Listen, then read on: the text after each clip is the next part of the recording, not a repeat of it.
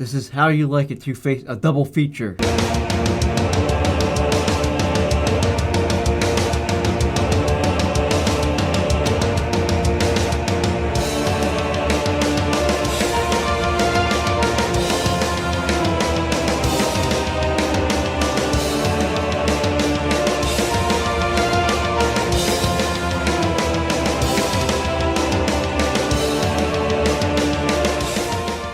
Hello everyone, welcome back to the Real Screen Team. I'm Andrew Thomas. I'm here with fellow Robin, Christopher Johnson. Hello everyone.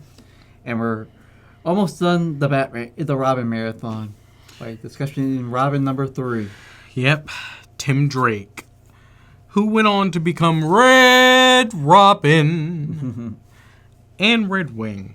Yep. And Drake. Yep.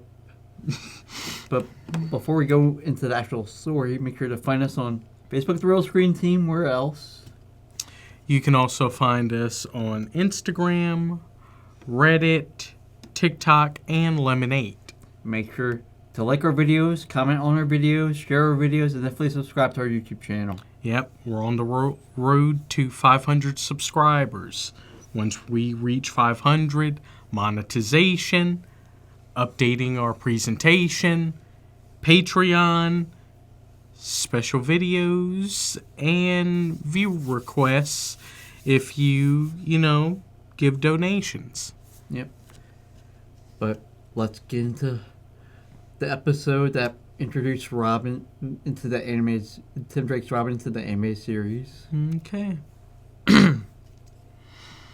Sins of the Father. Batman has his first encounter with a new Robin when a street kid named Tim Drake finds himself hunted by the villain Two-Face.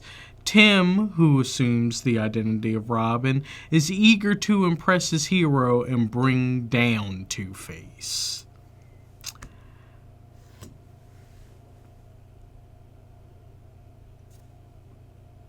While this is a good story, that is Jason Todd's origin.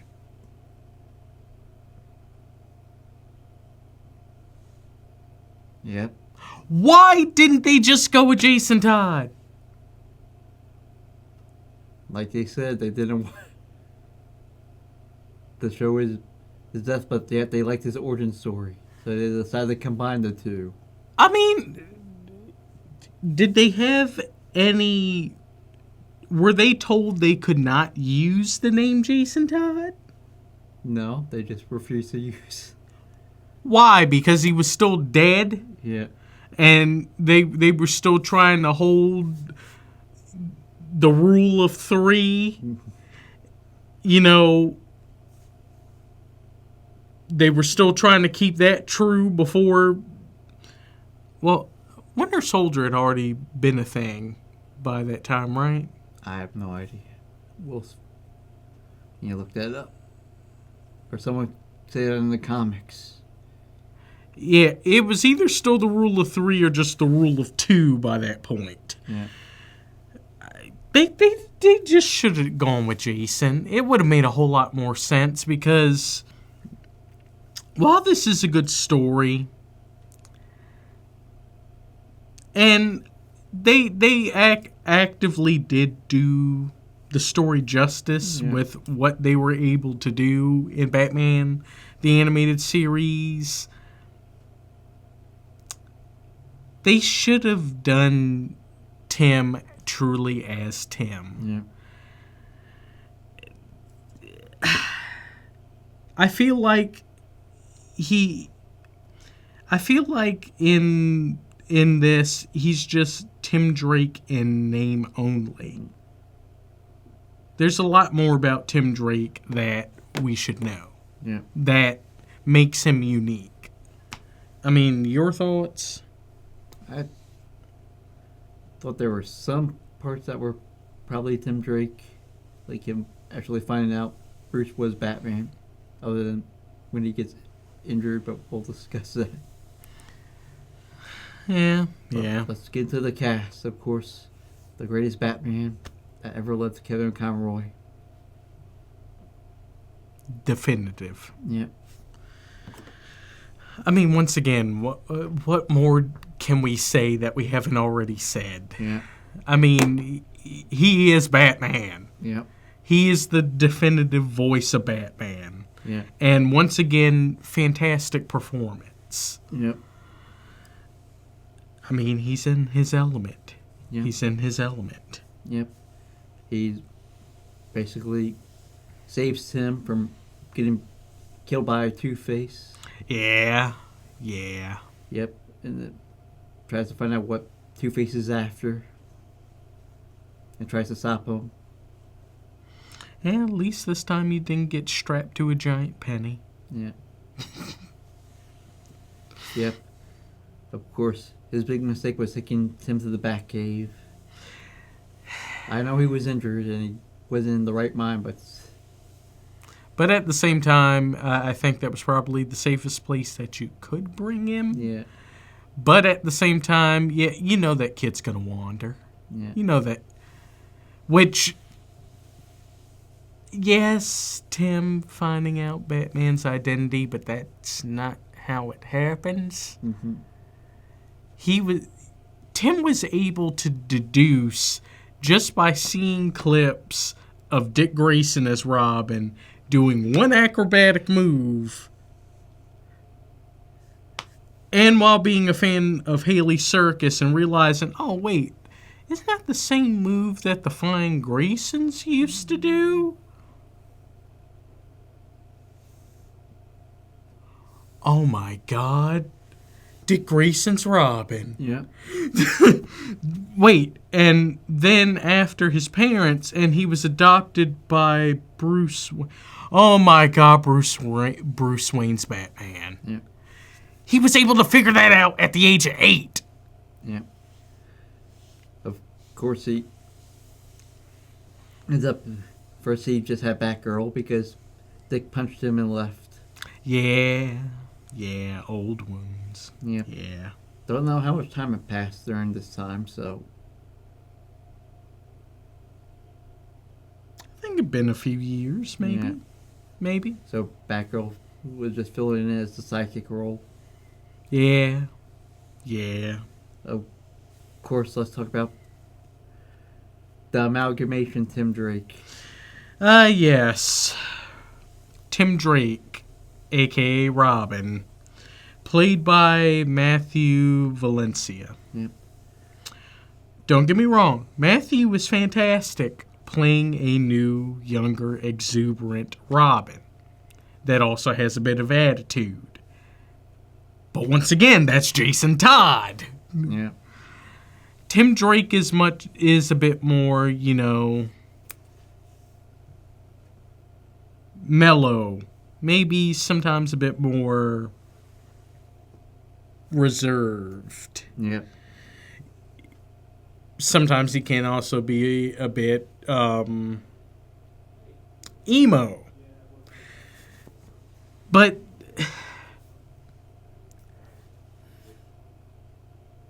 Tim is he's not like that when it comes to being Robin. He considers Robin much more of a serious task rather than how Dick and Jason saw it. Yep. So I feel like, yeah, this is kind of Tim Drake in name only. Yeah. Plus, on top of it, he doesn't get his bow staff, No. which I'm very sad about. No bow staff. Although he does have one of the bat things. He stole one of the bat things from Bruce from Batman. That's what he had. What, the Batarang? Yeah. Yeah, but I don't think it was the Wingding or the R Shuriken. Yep. Of course, the animation of Robin looks good. Yes, and thank you for following, the updated model of the Robin suit. Yep. Where they actually did go with his, his version of the Robin suit that he was wearing at that time. Yep. Compared to the times where we saw him essentially wear what Dick was wearing in Batman the Animated Series. Yeah. But I prefer him in the red and black. Yeah. Of course, he's the second Robin to get the Jason Todd sword since Dick got it in Batman Forever. With Two-Face. Yeah. Yeah. God, what is with Harvey Dent and causing kids to become orphans? Yeah. I thought that was only like the mob and the Joker's whole thing. Of course, other than him being Tim Drake, he also gets Jason's sort of torture line from the Joker. Instead of a crowbar, he gets electrocuted and brainwashed to become Joker Jr. Yeah. Which, weirdly enough, that kind of ended up happening in Batman Arkham Knight, where death in the family did kind of happen, except Joker kept Jason for like weeks and just tortured him daily, even put a scar of a J on his cheek, and that's kind of what made him messed up, why he was doing Red Hood stuff before he officially becomes Red Hood. And then his poor older self has to be possessed by the Joker. Yeah. Yep, so despite his sense of humor, Tim still gets the bad end at the end. Yeah. It's not a good time to be Tim Drake. Yeah. It's just not a good time. Yep. Although Tim Drake, his Robin ends up being friends with Static Shock in the DC animated universe, which is cool. Yeah. I do give credit on that. Plus, also, Batman the Animated Series did allude to the Teen Titans. Yeah. We went back to the first Robin.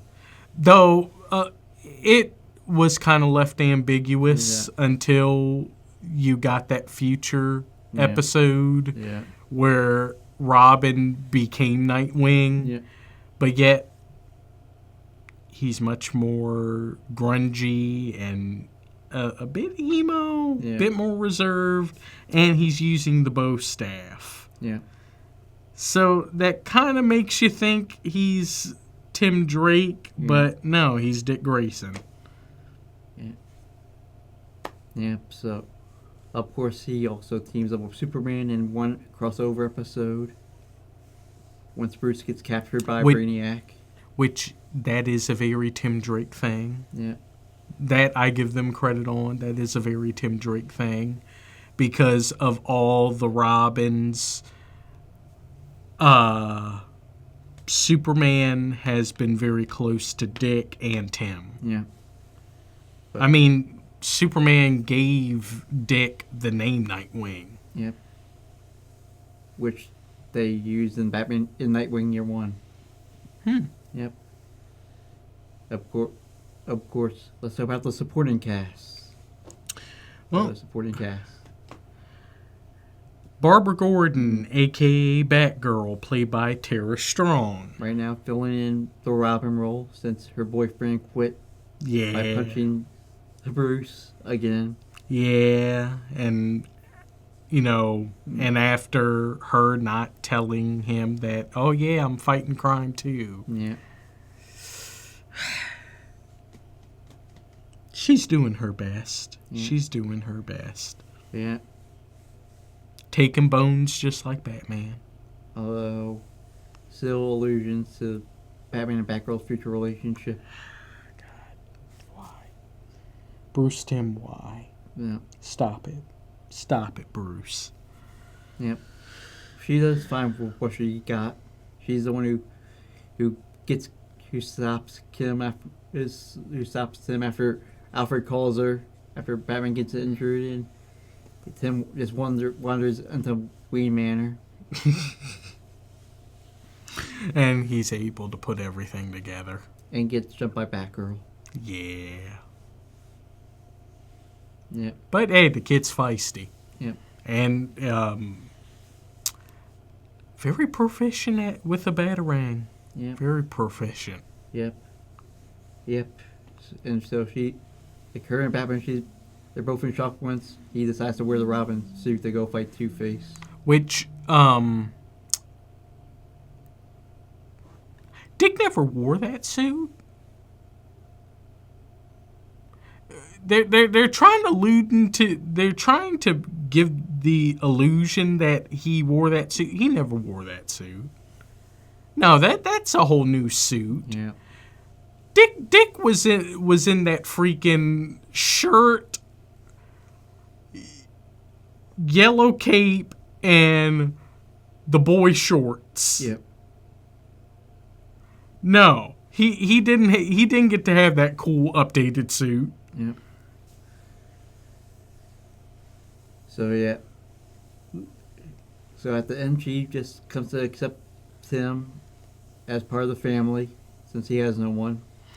Well, yeah, because I mean, hey, they didn't hold back. They essentially said that, yeah, Tim's dad got assassinated and his body thrown in the river. Yeah. All because of his dealings with the mob and Two-Face. Yep. Speaking of Alfred, Ephraim Zimbal's Jr. does a great job. Yes, of course. I will never understand how Bruce Timm questioned this man's ability. Yep. Because he's fantastic. Yep. Fantastic. Yep. He does allude to the falling out between Bruce and Dick. And I think in a weird way, he's kind of pushing the idea of what Tim had, that Batman needs a Robin. Yeah. And that's the whole reason why Tim, became such a fixture. It was to push the idea that Batman needed a Robin. Yep. And then let's talk about the guy who made Tim an orphan. Yes. Harvey Dent, a.k.a. Two-Face, played by Richard Mole. Welcome back, since the last time we discussed him was Season 2 of Smallville. Yeah. Where his character also sort of disappears. Huh. True. Yep, he was still looking for his son the last time. Very true. Don't know if it was just in the script or Richard Mole was too busy, but after that, those couple scenes. Yep, but here he plays his regular Two-Face. He does great. The new animation doesn't change that much, except for like the suit. Yeah, and maybe it being a bit more angular. Yeah. But everybody had become a bit angular by that point. Yep. For better or for worse. Yep. But hey, Two-Face is still great. Yep. This episode they decided not to use the emotional angle between him and Bruce over the early seasons. He's just plain villain now. Yeah, it's not a whole conflicting thing of him battling his other personality. No, he's just a crime lord now. Yep. He's just a crime lord. And Bruce has just come to accept it. There's no saving Harvey. We tried, but there's no saving him. Yep. Because if we try to, he's just going to become all big bad Harv. Yep. So that was our first appearance in the new version. Was this episode of his new animation? Yeah. Of course, he gets stopped by Tim Drake's Robin, and faces justice. Yep. But this does make me wonder, is Two-Face associated with like the most amount of deaths in the series itself? Maybe. I mean, between essentially having or he himself killing Tim Drake's dad. Yeah. And then the twins potentially being killed in part 2 of his first story.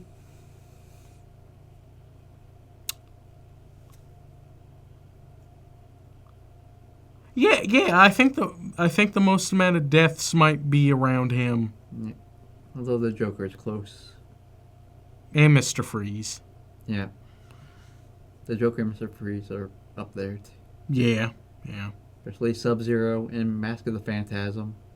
Well, and Return of the Joker. Well, that's why I said just the series itself, not the movies. Yeah. Yeah, because did Mr. Freeze ever directly freeze anyone in Batman the Animated Series? No, he almost. And did we ever directly see the Joker kill anyone? Close enough. Like in The Laughing Fish. Very true. Why would anyone eat that? Yeah. And why would he get so mad about not getting the patent? Yeah. But, of course, then we get a cameo. Yes. Welcome back, Lauren Lester. Yep, he just heard that there was a new Robin in town and wanted to make sure that he didn't have to deal with Bruce. Make sure that you do better, that you do right by this one compared to what you did me. Yeah.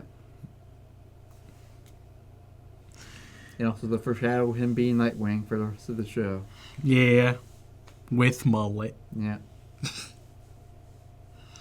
But, hey, I am happy that they did finally show Dick make that evolution. Yep.